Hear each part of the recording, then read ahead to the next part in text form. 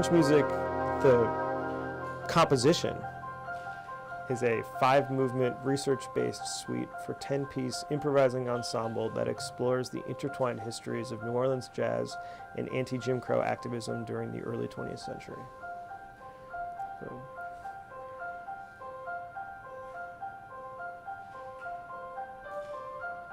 as a project, it's a little bit more than that. As a band and as a musical project and as like a thought project, it's deeper than 5 movements, you know. It combines respect for the tradition, understanding of the tradition, with new late 20th century concepts of music. And that's a tradition that I was used to worry was being lost. People don't understand that when Jelly Roll Morton and King Oliver and Louis Armstrong were making their music, it wasn't traditional at all. It was the exact opposite. It was radical, new, scary music. So that's part of the tradition that I'm really thrilled when people continue that aspect of the tradition. This is a contemporary moment, and I, as someone who writes music, want to write music of this moment. I think that the tradition, while it is over 100 years old and older, if you take a longer view of it, it's deeply contemporary still.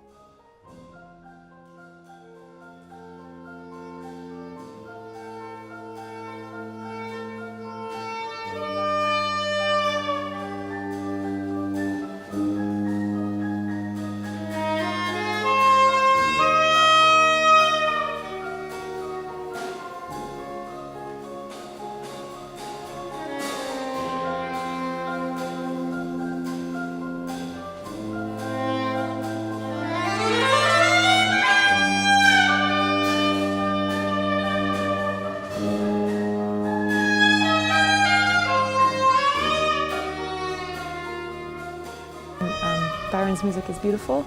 Byron also has like really intentionally tried to form an ensemble of players from all different backgrounds, of players of different genders, and players of different races. So it's like a beautiful representation of what is going on here in New Orleans.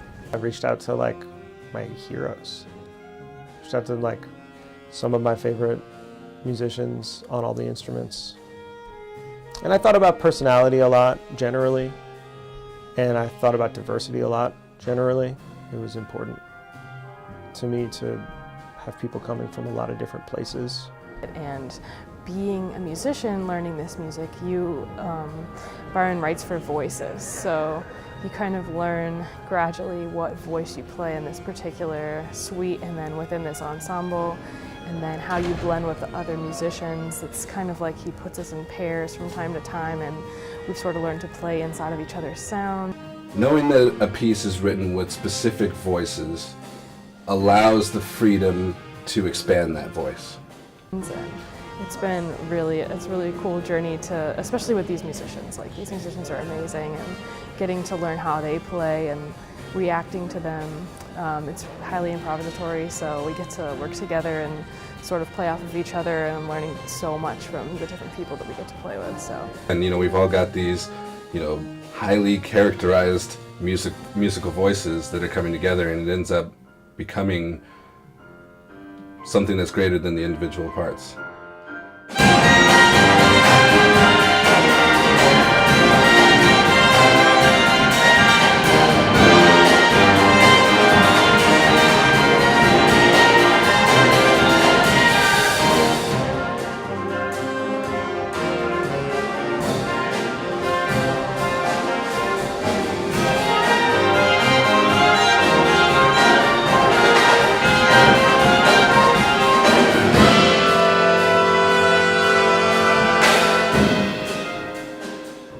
Often is sort of forgotten in the discussion of the history of the recordings is the extra stuff, the stuff that's happening in the neighborhoods and in the city.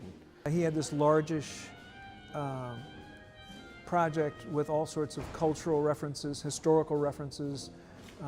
There's a piece about Homer Plessy, all this very specific New Orleans information, but composing new music. Started doing some research, and I found the Hogan Jazz Archive at Tulane. Got into the archive and I was looking at all of the oral histories and all of the files on all of these great clarinetists, and I was like, oh, I want to look at that one, I want to look at that one, I want to look at that one. Was thinking a lot, really deeply about the formation of jazz here, the community that it came out of, and what was happening in the city at the same time. And so the more and more I thought about that and started thinking about the sort of social and political context of the city, of the music at that time, the sort of thesis of the research was really like, okay, well, we have to really understand the development of jazz as, you know, a black art form that came out of an incredibly oppressive era in American history, and really think about it as a form of resistance to that.